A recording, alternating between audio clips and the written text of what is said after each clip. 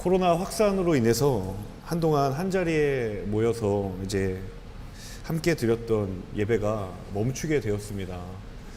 제가 이 소식을 듣고 문득 한 2달 전에 3월이죠. 3월에 한 2달 정도 함께 모이지 못하고 우리가 각자의 처소에서 영상으로 예배를 드렸던 그때가 생각이 납니다. 하루라도 속히 함께 모이기를 간절히 바래왔던 그 날이 생각이 나고요. 다시 모일 수만 있다면 정말 내가 열심으로 예배를 할 수 있을 텐데 라는 그런 마음이 들었던 적도 있습니다. 저희 공동체에서 지난 주일 예배 때 예배 전 스태프들과 함께 기도 모임을 하면서 제가 그런 이야기를 나눈 적이 있습니다. 오늘 우리가 드리는 이 예배를 끝으로 당분간 우리가 함께 모이지 못하고 예배를 각자의 자리에서 드릴 수 있는 상황이 올 수도 있다 라고 이야기를 했죠. 사실은 약간 진담 반 농담 반으로 한 이야기인데 그 상황이 진짜 오고야 말았습니다. 삶을 살아가다 보면 이렇게 내가 멈추고 싶어서가 아니라 멈출 수밖에 없는 상황에 직면하는 그러한 일들이 있습니다. 아마도 지금 상황이 그런 상황이 아닐까라는 생각이 들거든요. 내 마음과 내 의지와 상관이 없이 멈출 수밖에 없는 상황과 마주했을 때 그때 우리가 놓치기 쉽지만 놓치지 말아야 할 것, 꼭 기억해야 할 것들이 있습니다. 그리고 그것을 붙들면 멈췄지만 다시 나아갈 수 있는 힘이 그곳에 있는 것이죠. 그런 상황에서 본다면 오늘 우리가 함께 나눌 이 느헤미야의 말씀은 그 느헤미야가 처한 상황 자체가 오늘 우리가 마주하고 있는 우리의 의지와 상관없이 멈출 수밖에 없는 상황과 대단히 많이 닮아 있다는 것을 우리가 발견하게 됩니다. 이 느헤미야가 살았던 당시는 이스라엘이 멸망하고 난 뒤의 시대를 배경으로 하고 있습니다. 북이스라엘은 일찍이 아수르에 멸망을 했고요. 남유다는 바벨론에게 멸망을 당한 이후에 백성들이 바벨론으로의 포로로 끌려가는 일이 일어났습니다. 그리고 그로부터 한 50년이 지난 뒤에 남유다를 멸망시켰던 바벨론이라는 나라가 페르시아 제국에 멸망하는 일이 일어납니다. 그리고 페르시아 왕의 유명한 왕이었던 고레스라는 왕이 포로에 끌려갔던 남유다 백성을 다시 고국으로 돌아가라는 포로의 귀환 명령을 내리게 됩니다. 드디어 남유다 백성들이 그렇게 갈구해왔던 고국의 귀환의 명령이 떨어졌지만 막상 돌아가니 이미 이 폐허가 되었던 고국에서 그들이 할 수 있는 것은 그렇게 많지 않았다라는 것이죠. 자신의 의지와 상관없이 자유를 빼앗겼던 그 시절과 그리고 고국으로 돌아왔지만 모든 삶이 무너져서 할 수 있는 것이 별로 없어 보였던 그 상황들이 이 남유다 백성들의 삶과 마주할 수밖에 없었던 상황들이었죠. 우리 오늘 본문 1절과 2절의 말씀을 함께 다시 한번 읽어보면 좋겠습니다. 1절과 2절 말씀 함께 읽습니다. 하가랴의 아들 느헤미야의 말입니다. 아닥사스다 왕 20년 기슬로월 내가 수산성에 있을 때에 내 형제 가운데 하나니가 몇몇 사람들과 함께 유다에서 왔습니다. 그래서 나는 포로로 잡혀오지 않고 그곳에 남아있는 유다 사람들의 안부와 예루살렘의 형편을 물었습니다. 페르시아 왕 고레스의 포로 귀환 명령 이후에 역사적으로 총 3번에 걸친 남유다 백성들의 귀환의 역사가 시작이 됩니다. 그런데 그럼에도 불구하고 그 귀환에 함께하지 못하고 그 페르시아 땅에 남을 수밖에 없었던 사람들이 있었죠. 느헤미야도 그 사람들 가운데 한 사람이었습니다.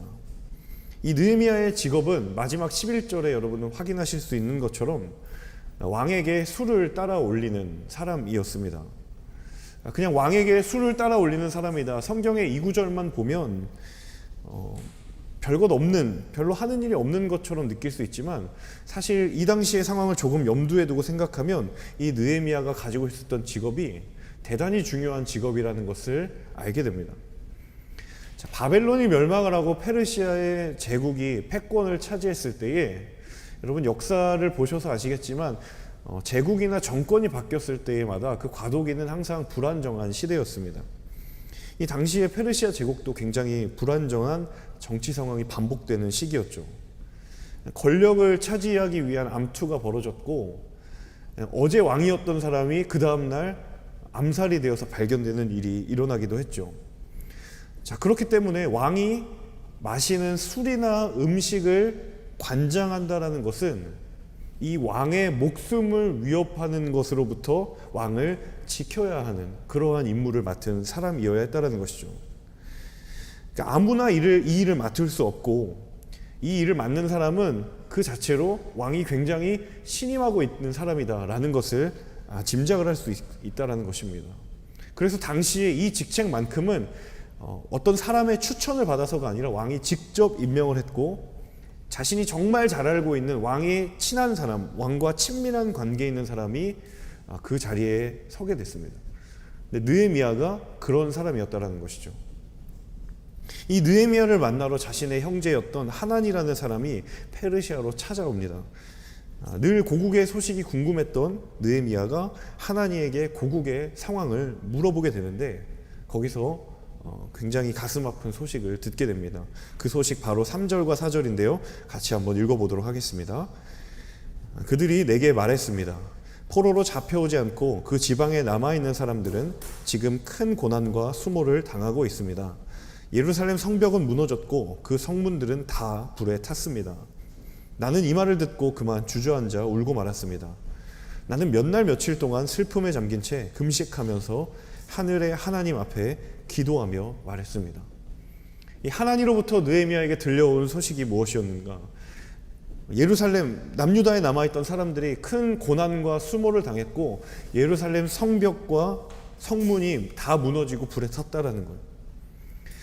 먼 이국 땅 페르시아에서 고위 공직을 맡고 있는 느헤미야였지만 고국의 이 슬픈 소식을 듣고 아무렇지 않을 수 없습니다. 그래서 그가 보였던 반응이 바로 4절에 나와 있는 울며 금식하며 하나님께 기도했다라고 성경은 전하고 있죠. 여기서 우리는 멈추어졌을 때에 기억해야 할 첫 번째 사실을 깨닫게 됩니다. 그것은 바로 나의 최초의 영적인 반응이 무엇인가라는 거예요. 느헤미야가 가장 먼저 보였던 반응이 무엇이었냐면 하나님께 금식하고 기도하는 거예요. 자, 금식을 하는 것, 하나님께 기도하는 것, 그 자체로만 보아도 너무 중요한 영적인 행위입니다. 그런데 더 중요한 것은 무엇이냐면 그것이 느헤미야가 고국의 소식을 들었을 때에 가장 먼저 보였던 최초의 영적인 반응이었다라는 거예요. 첫 번째 반응이었다라는 것이 중요하다라는 거예요. 느헤미야가 고국의 소식을 듣고 가장 먼저 보였던 반응이 하나님께 기도하는 거예요. 이 말은 그가 평소에 어떤 삶을 살아가고 있는가, 이것을 무엇보다 가장 명확하고 정확하게 보여주는 것이, 다시 말하자면 하나님 앞에 기도하는 것이 평소에 그의 몸에 배어 있었다라는 거예요. 고국의 안타까운 소식을 전해 들었기 때문에 내가 기도해야 되겠다라는 그런 어떤 당위적인 어떤 책임으로부터 비롯된 행위가 아니라, 그 소식을 듣자마자 내가 감각적으로, 내가 반사적으로 반응한 것, 그것이 바로 영적인 행위, 기도였다라는 거예요. 참 신기하죠. 사람들이 인생의 결정적인 순간에 봉착했을 때 사람들은 자신이 평소에 중요하다라고 생각해 왔던 것을 본능적으로 생각하거나 선택합니다. 인생의 결정적인 순간들이 왔을 때 대부분 사람들은 그때 뭔가 주어진 새로운 선택지가 아니라 내가 그동안 평소에 내 몸에 붙어있는 습관을 따라 선택하게 되어 있다는 거예요. 습관을 따른다는 건 다른 말로 이야기하면 내 몸에 배어 있는 것을 말합니다. 그래서 학습되어서 가르쳐서 아는 것보다 내가 몸에 배어 있는 것이 훨씬 더 강력한 힘이 있다는 거예요. 몸에 배어 있다는 건 반사적으로 드러나게 되어 있어요. 그러니까 의식적으로 제어하기는 어렵다는 것이죠. 혹시 이 가운데 비밀 연애를 해보신 분이 계실지 모르겠어요. 아니면 지금 비밀 연애를 하고 계신 분이 계실지 모르겠어요. 비밀 연애가 어려운 이유가 있습니다. 비밀 연애가 어려운 이유는 이 연애가 시작되면 이 사람의 몸에 배어 있는 연애 세포가 작동을 하기 시작하는데, 그것이 얼마나 강력하게 역사를 하는지 내가 의식적으로 우리가 교제하고 있는 사실을 드러내면 안 되겠다라는 그 의식의 힘을 뛰어넘는다는 거예요. 제가 왜 이렇게 장담하면서 말씀드리냐면 제가 연애 결혼을 비밀 연애를 해서 결혼을 했기 때문이죠. 몇 번 걸릴 뻔했습니다. 하지만 그때 제가 다행히 제 의식이 저의 본능을 이겼었죠. 여러분, 누구도 예상치 못한 예배당 예배가 이 영상 예배로 전환된 상황을 이번 한 주간 맞이하게 됐습니다. 제가 여러분에게 도전하며 질문하고 싶은 건 그 소식을 들었을 때 가장 먼저 여러분이 보였던 최초의 영적인 반응이 뭐냐는 거예요. 모였던 예배가 다시 흩어지고 영상 예배로 전환됩니다 라고 소식을 들었을 때 여러분이 가장 먼저 드러내었던 영적인 최초의 반응이 무엇이었냐라는 거예요. 그것이 바로 저와 여러분이 몸에 배어 있었던 영적인 습관이라는 거예요. 근데 느헤미야가 가장 먼저 보였던 반응이 기도였던 것이에요. 저는 느헤미야가 보였던 이 최초의 영적인 반응처럼 저와 여러분의 삶 가운데 직면하고 있는 수없이 많은 다양한 상황 속에서 하나님 기뻐하시는 것들이 우리의 영적인 최초의 반응일 수 있기를 주님의 이름으로 축복합니다. 기도가 가장 먼저 드러나는 우리의 반응이기를 원하고요.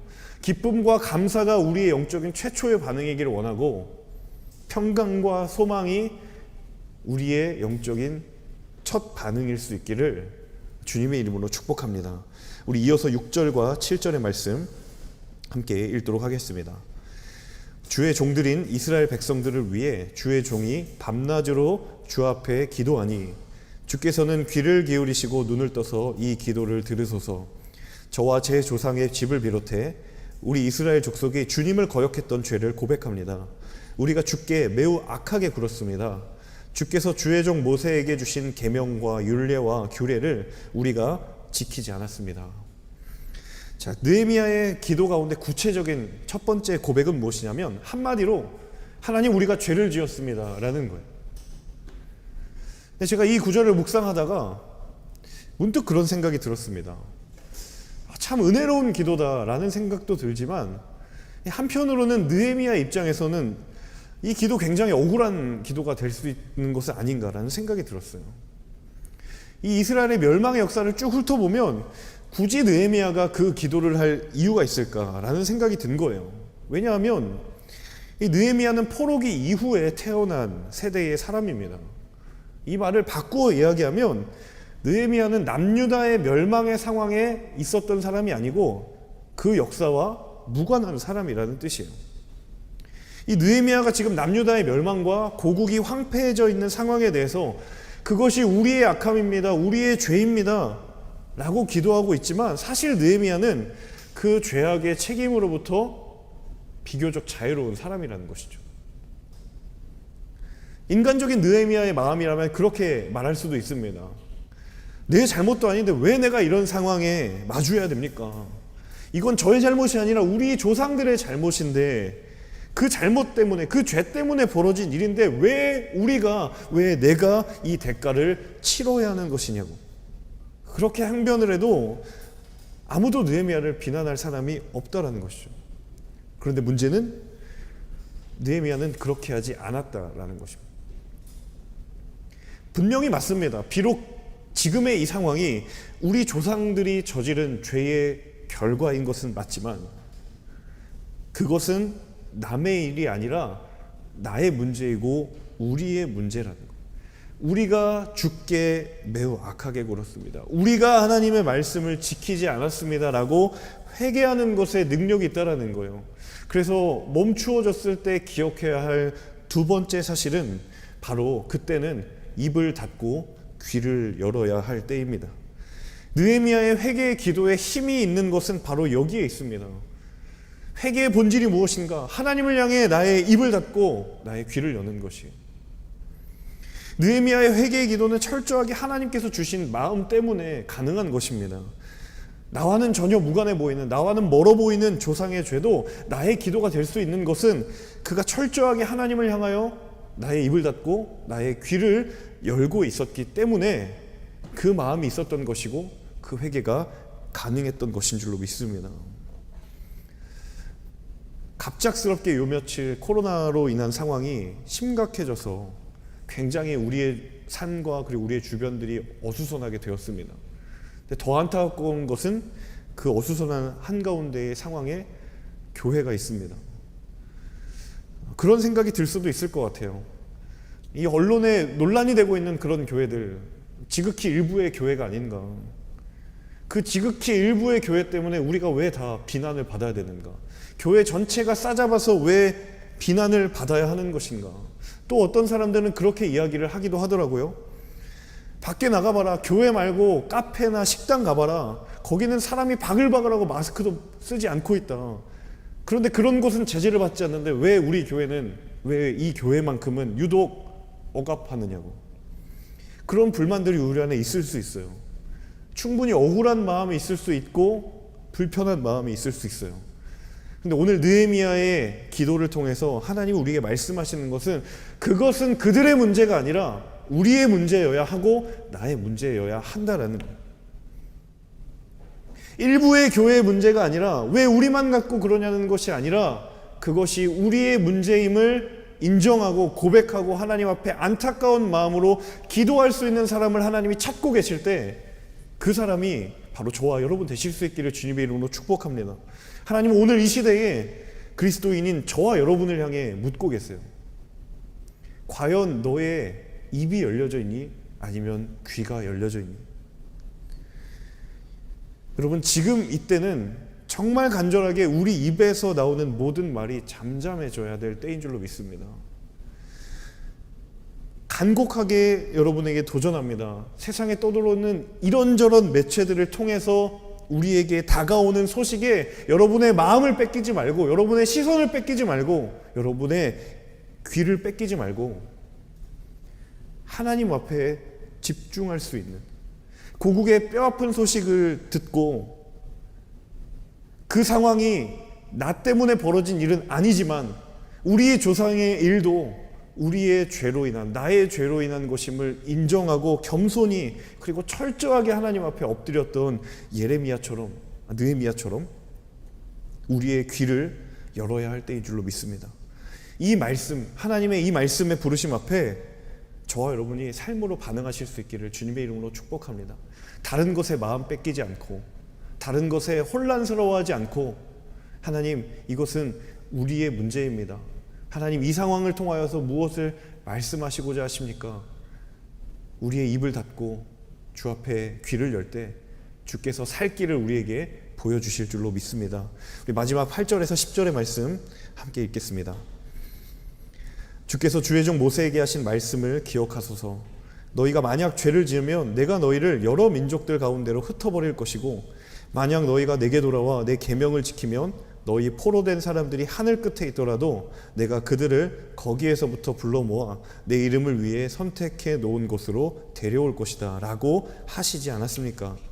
그들은 주께서 주의 큰 능력과 주의 강한 손으로 구속하신 주의 종이요 주의 백성들입니다. 이 느헤미야의 출생을 잘 살펴보면요, 느헤미야는 바벨론 시대 때 그 땅에서 태어난 사람입니다. 그리고 페르시아 시대를 지나고 있는 사람이죠. 혈통은 남유다의 혈통을 가지고 있지만 그의 자라온 성장의 배경은 유대 땅이 아니라 이방 땅이 그의 성장의 배경입니다. 그런데 놀라운 사실은요, 그럼에도 불구하고 그의 기도의 한가운데 무엇이 있냐면 이 유대인들이 자라면서 교육받는 모세에게 하신 하나님의 말씀, 율법에 기초하고 있다는 거예요. 이게 무슨 의미인가? 느헤미야는 하나님의 말씀을 알고 있었다라는 것이죠. 제가 20대 중반에 제대를 하고 한 1년 동안 미국에 가 있었던 적이 있습니다. 저희 중고등학교의 때 은사님이 미국에서 유학생 교회를 개척하시면서 저에게 도와달라는 요청이 있어서 제가 1년 정도 가 있었는데, 그 1년의 시간 동안 제가 3명의 룸메이트와 함께 살았습니다. 그래서 저를 포함해서 4명이 한 집에 살았는데요, 저를 제외하고 3명 모두가 다 한인 2세였어요. 그러니까 생긴 건 다 한국인인데 한국어를 전혀 못하고요, 영어를 하는 거예요. 그러니까 부모님은 모두 한국인이고 이 친구들은 미국에서 태어나서 미국의 문화 속에서 자란 친구들이에요. 그래서 제가 너 한국에서 뭐 하다 왔니? 저한테 질문을 하길래 난 군대 갔다 왔다고 하니까 대단하다고. 그 자원에서 갔냐? 아니 우리 한국은 무조건 가는 거라고. 그랬더니 저를 굉장히 이상하게 쳐다보더라고요. 약간 범죄자 취급을 하는 그런 시선도 느꼈는데, 그런 문화에 자랐던 친구들입니다. 그러니까 학교에 가면 이 친구들은 한국어보다 영어가 훨씬 편하고요, 미국의 문화가 훨씬 더 익숙해요. 그런데 집에 가면 부모님이 한국인이기 때문에 한국어를 하고 한국 문화를 이렇게 옆에서 접하면서 자랐죠. 근데 문제는 이 친구들의 생활 패턴이나 사고방식이 거의 미국인에 가까운데 자신은 한국인의 핏줄을 갖고 있었다라는 사실에 이 성장 과정에서 한 번쯤은 꼭 정체성에 혼란이 와요. 그래서 제가 이 유학생들이 함께 모인 그 2세들이 모인 예배 모임에 가면 이 자라면 하면서 정체성의 혼란으로 인하여서 상처를 받고 지나왔던 친구들이 굉장히 많았어요. 한국인의 정체성과 미국인의 정체성 사이의 충돌이죠. 자, 느헤미야의 상황이 이와 비슷했다라는 거예요. 핏줄은 유다인이에요. 그런데 그의 성장 배경은 바벨론, 페르시아였어요. 제국에서 태어났고 페르시아 시대를 살았어요. 심지어 그 제국에서 출생을 했고, 당연히 혼란이 올 수 있어요. 그런데 그가 자신의 영적인 정체성이 흔들리지 않기 위해 붙들고 있었던 한 가지가 무엇이었냐면, 이것이 바로 우리 마지막 함께 나눌 세 번째 메시지입니다. 말씀으로 돌아가는 것이요. 말씀으로 돌아가는 것. 굳이 느헤미야가 페르시아 제국에서, 그리고 그것도 수를 따르는 고위직에 올라서 안정된 부와 권력을 누리고 살아가는 사람인데, 단지 혈통이 유대인이어서 그 이유 때문에 하나님의 말씀을 배울 필요가 있었을까? 굳이 그러지 않아도 된다라는 거예요. 그런데 느헤미야는 그렇게 생각하지 않았고 그렇게 행동하지 않았다라는 거예요. 내가 하나님의 말씀을 붙드는 것은 그런 상황이나 조건이나 내 혈통과 상관없는 나의 영적인 정체성의 뿌리이기 때문에 말씀으로 돌아가는 거예요. 왜 그가 고국의 백성을 위하여서 기도할 때 모세의 언약, 하나님의 말씀에 의지하여 기도하고 있는가? 거기에 완전한 능력이 있다는 사실을 그가 알고 있었고 경험하고 있었기 때문이에요. 때로 우리의 삶이 멈추어졌을 때, 갑자기 악화되는 이 코로나의 상황에서 예배의 자리마저 멈추어졌다고 느껴져 있을 때, 오늘 느헤미야의 마지막 영적인 액션을 통해서 하나님 우리에게 주시는 것은 말씀으로 돌아가라는 거예요. 저는 여러분에게 강하게 좀 도전하고 싶습니다. 여러분 정말 말씀으로 돌아갔던 적이 언제입니까? 제가 말씀드리는 이 말씀으로 돌아가라는 것은요, 어떤 유튜브나 매체를 통해서 유명한 목사님이나 강사를 통해서 전달되는 그런 말씀이 아니라, 여러분이 직접 여러분의 자리에서 말씀을 펴고 그 말씀이 말하는 것을 읽어본 적이 과연 언제냐는 거예요. 너무도 정보의 홍수가 범람하는 시대에 살고 있어서 기독교 정보 또한 우리가 한 번만 손을 까딱하면 다 얻을 수 있지만, 그러다 보니까 내가 직접 하나님의 말씀을 펴서 그 말씀이 뭐라고 이야기하는지를 듣는 사람이 별로 없어요. 저는 이걸 영적인 가공식품을 선호하는 사람들이라고 이야기를 하고 싶어요. 남이 만든 요리 3분만 전자레인지 돌려서 간편하게 먹는 것을 즐기는 그런 영적인 세대가 되어버린 것이죠. 여러분, 지금은 영적인 가공식품을 선호하는 때가 아니라 영적인 즉석식품을 선호해야 될 때입니다. 하나님이 저와 여러분을 하나님의 말씀 위에 불러주셔서 그 자리에서 즉석으로 해주신 요리와 같은, 음식과 같은 은혜를 경험해야 될 때예요. 그것으로 만족하고 그것으로 충만하고 그것으로 온전함을 입어 세상으로 나아가기를 원하시는 하나님의 마음이 있다는 거예요. 이것이 너무도 절실한 시대가 되었습니다.